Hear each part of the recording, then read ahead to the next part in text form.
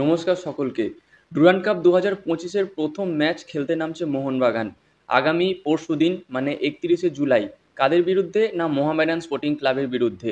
আর এই প্রথম দুটো তিনটে ম্যাচে মোহনবাগানের কোচ আছে বাস্তব রায়, আর কোনো বিদেশি প্লেয়ার নেই। তো এই ভিডিওতে আমরা এই বিষয়টা নিয়ে আলোচনা করব যে কোচ বাস্তব রায়ের নেতৃত্বে বিদেশিহীন মোহনবাগান কেমন স্কোয়াড নামাবে এই ডুরান্ড কাপের প্রথম ম্যাচে। তো প্রথমে যদি ফরমেশন নিয়ে কথা বলি, সেটা হয়তো 4-2-3-1 এই ফরমেশনেই হবে, যেখানে 4জন ডিফেন্স, 2জন ডিফেন্সিভ ব্লকার, 3জন মিডফিল্ডার, তার মধ্যে 2জন, একজন রাইট উইংয়ে, একজন লেফট উইংয়ে, একজন অ্যাটাকিং মিডফিল্ডার এবং একজন স্ট্রাইকার। এবার যদি গোলকিপার পজিশন নিয়ে কথা বলি, সেখানে হয়তো মোস্ট প্রবাবলি বিশাল কাইত স্টার্ট করবে, কারণ অনেকদিন ধরেই কলকাতায় চলে এসেছে, প্র্যাকটিসও করছে। এবার ডিফেন্স লাইন নিয়ে কথা বললে রাইট সাইডে থাকবে আশিস রায়, এবং সেন্ট্রাল ডিফেন্সে একটু ডান দিকে যে প্লেয়ারটা খেলে সেটা থাকবে দীপেন্দু বিশ্বাস। এবার যে লেফট ব্যাক এবং আরেকজন সেন্টার ব্যাকের যে লেফট সাইডে থাকবে সেই প্লেয়ারটা কে হবে, এই নিয়ে কিন্তু একটা কনফিউশন আছে। দেখো, এই জায়গায় অপশন কিন্তু তিনটে আছে।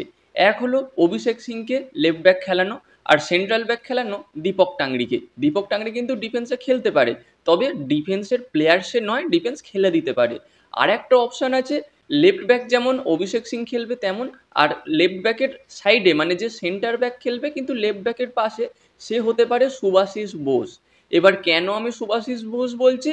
কারণ গতকাল থেকে সুভাশিস বোস কিন্তু মোহনবাগান স্কোয়াডে যোগ দিয়ে দিয়েছে এবং সে প্র্যাকটিস করছে।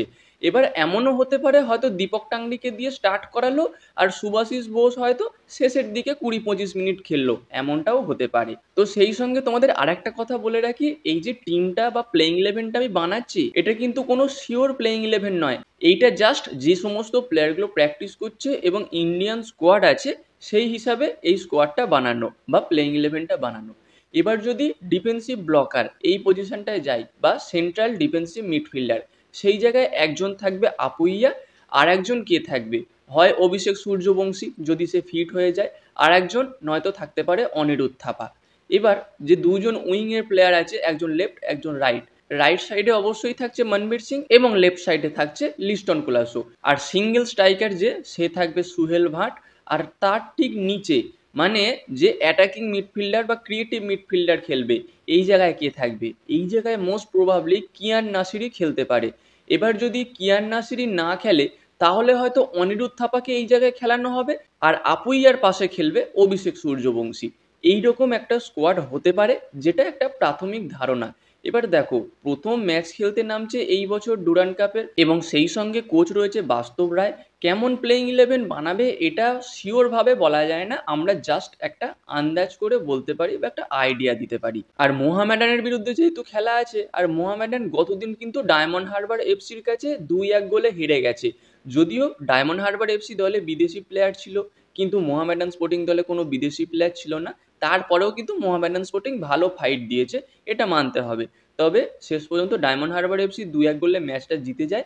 আর এই গ্রুপে যে সমস্ত টিম আছে, আমি কিন্তু আগের ভিডিওতেই আলোচনা করেছি যে ডায়মন্ড হারবার এফসি আর মোহনবাগান এই দুটো টিমের মধ্যে কিন্তু কড়াক্কড় টক্কর হবে।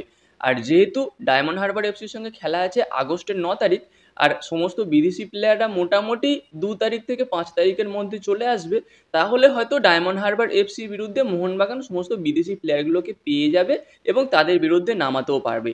আর এই বিষয়ে ডিটেলসে আলোচনা কিন্তু আমার গত ভিডিওতেই করা আছে, তোমরা চাইলে ভিডিওটা দেখে আসতে পারো।